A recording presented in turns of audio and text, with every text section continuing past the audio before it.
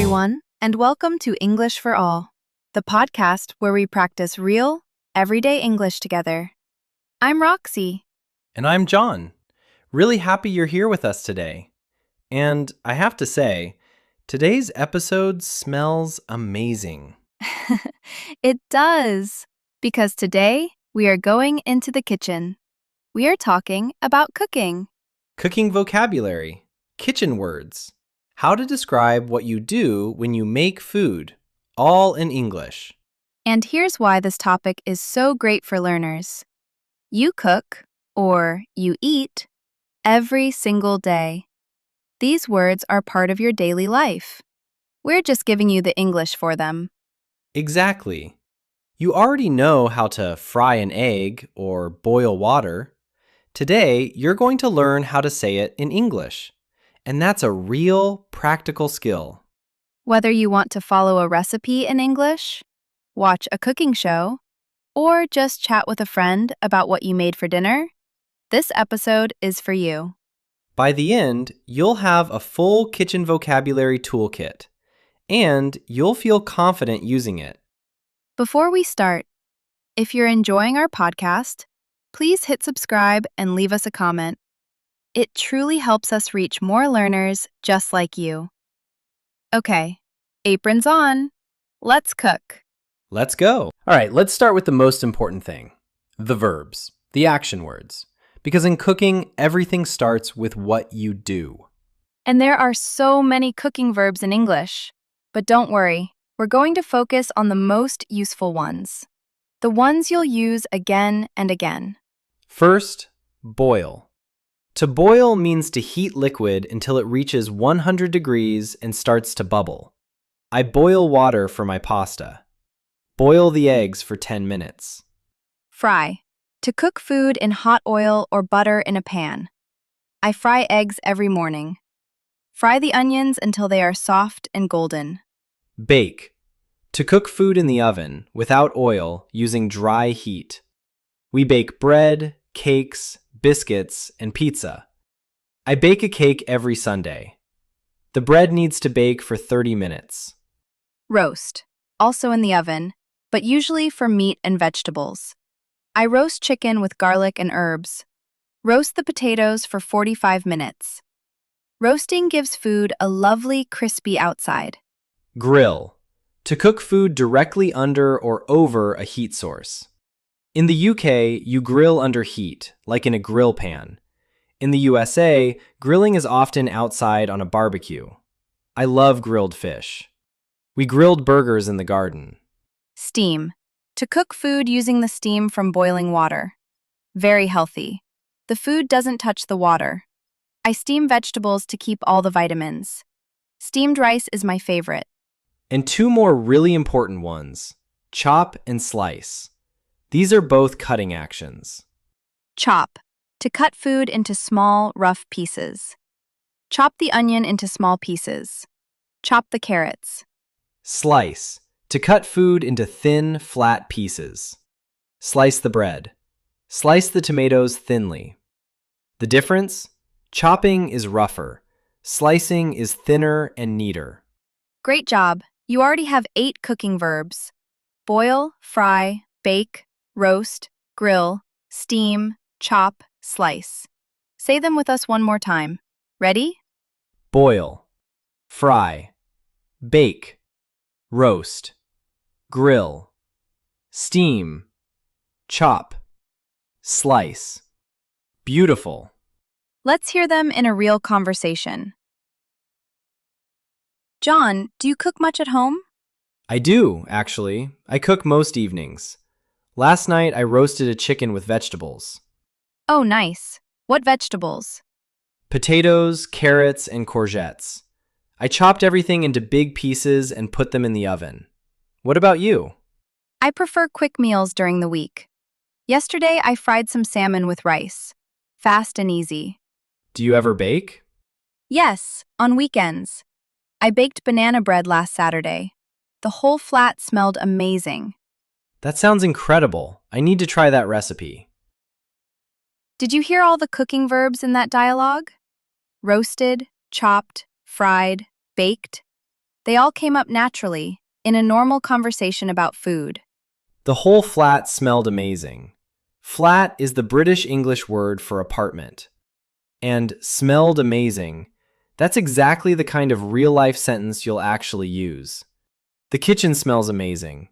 This soup smells incredible. Cooking and smells go together. Great vocabulary combo. Section 2. Now we know what we do in the kitchen, let's talk about what we use. The equipment, the tools. Because if someone says, "Pass me the colander," and you hand them the wrong thing, dinner might be a disaster. Let's go through the key kitchen items. A pan, a flat, round cooking surface with a handle. You use it on the hob. The hob is the top of the cooker, where the flames or electric rings are. Heat some oil in the pan. Use a non-stick pan for eggs. A pot, deeper and bigger than a pan. You use it for soups, pasta, and boiling things.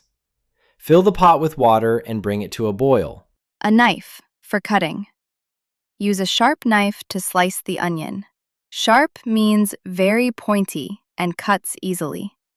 Be careful with the knife.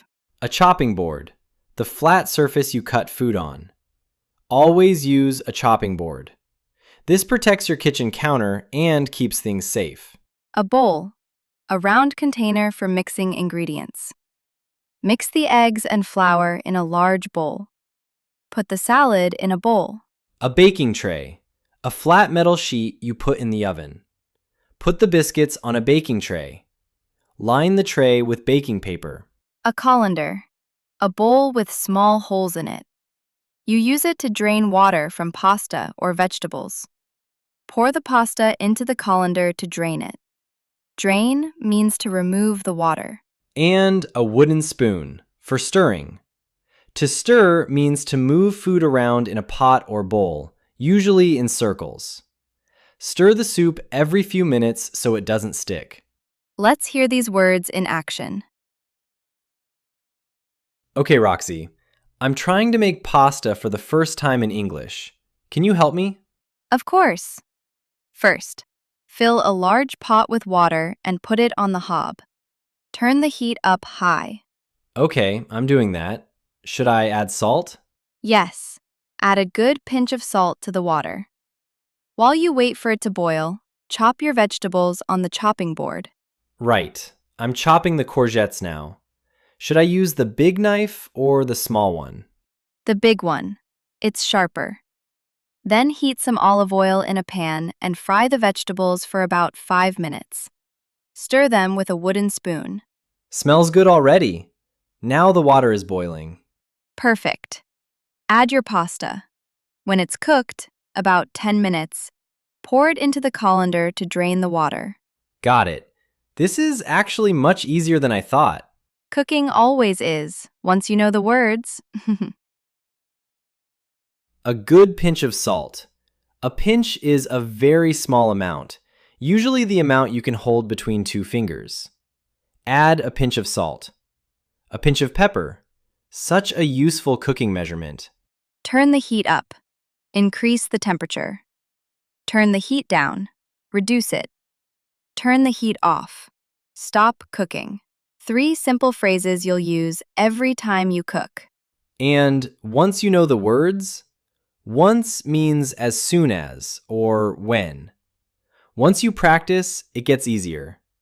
Once you know the vocabulary, it all makes sense. Section 3. And this is a fun one. Because talking about food isn't just about cooking. It's also about describing food. How it tastes, how it feels.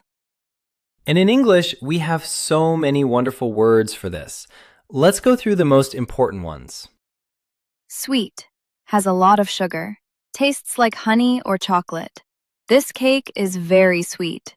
I love sweet desserts. Salty. Has a lot of salt.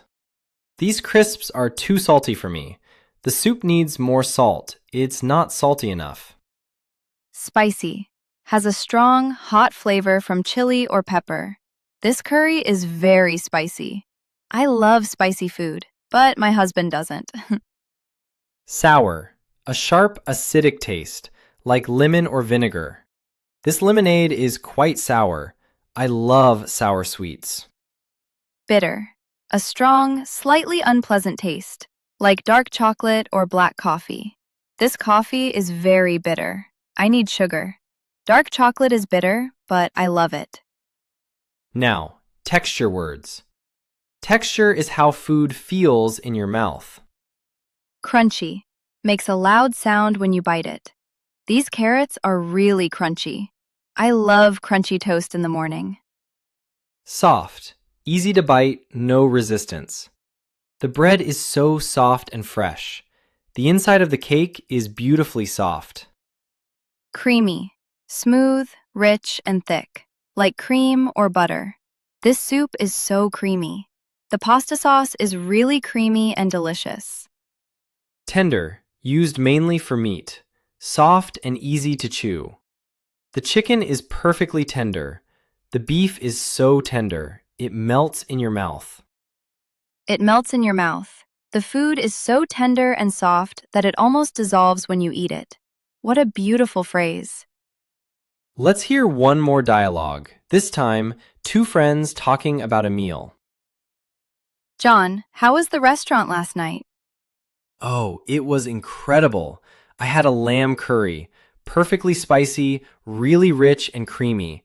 Absolutely delicious. That sounds amazing. Was the meat tender? So tender. It just melted in my mouth. And they served it with this soft flatbread, still warm from the oven. Incredible. What did you have for dessert? A lemon tart. It was quite sour, but in a good way. You know, that sharp, fresh flavor? I love that. A little sour, a little sweet at the same time? Exactly. The pastry was crunchy and the filling was creamy. Perfect combination. Now I'm hungry. Me too. And I only just described it. In a good way. This little phrase is so useful. You use it when something sounds negative but is actually positive. It's a little bitter, but in a good way. It was very intense, in a good way. A perfect combination. Two things that go really well together. Sweet and salty, a perfect combination. Crunchy and creamy, a perfect combination. And absolutely delicious.